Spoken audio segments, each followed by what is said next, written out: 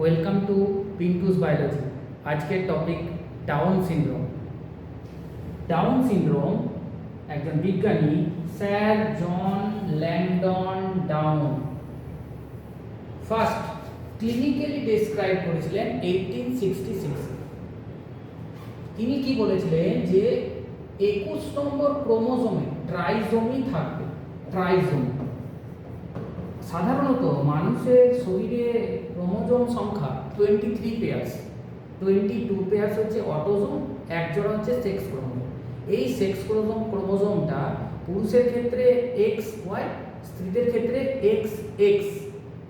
তাহলে 22 জোড়া অটোজোম, এক জোড়া সেক্স ক্রোমোজোম। এবার এখানে কিন্তু লেখা আছে 21 নম্বর ক্রোমোজোমে ট্রাইজোমি হবে, দুটোর পরিবর্তে 3টে ক্রোমোজোম চলে আসবে। পেশেন্ট যে ডাউন সিনড্রোম যার আছে তাকে দেখতে কেমন হবে? মুন ফেস, তার চাঁদের মতো মুখ হবে গোল, টাং প্রোট্রুডেড, জিভ বাইরে বেরিয়ে চলে আসবে এবং জিভটা সবসময় বাইরে বেরিয়ে থাকার জন্য লালাকরণ হবে এক্সেসিভ। তার আইকিউ হবে লেস, লো আইকিউ, ইন্টেলিজেন্স কোশ্চেন খুবই কম, মেন্টাল রিটার্ডেশন, মানসিক ভারসাম্যহীন হবে। এছাড়া সিল চেস্ট, ওয়েব নেক, এইরকম কিছু বৈশিষ্ট্য আমরা তাদের মধ্যে দেখতে পাবো। ডাউন সিনড্রোমের পেশেন্ট মেলও হতে পারে আবার ফিমেলও হতে পারে।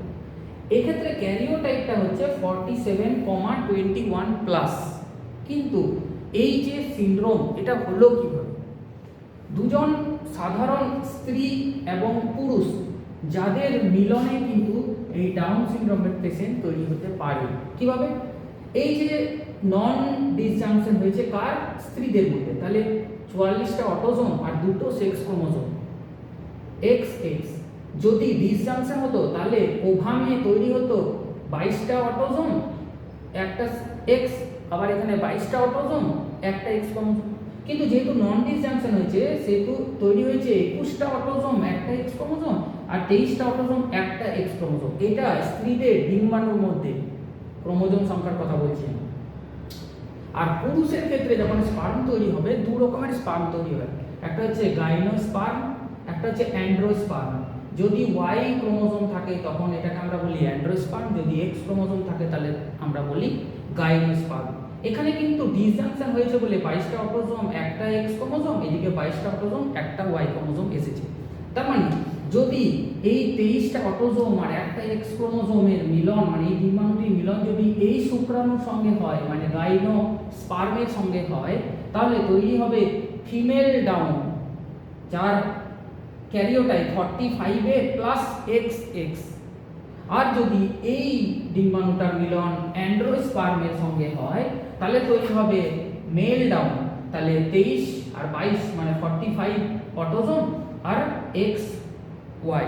তার মানে একজন স্বাভাবিক পুরুষ এবং একজন স্বাভাবিক মহিলার মিলনে স্ত্রীর মধ্যে যদি নন ডিসজাংশন হয় তাহলে ডাউন সিনড্রোমের বাচ্চা তৈরি হবে।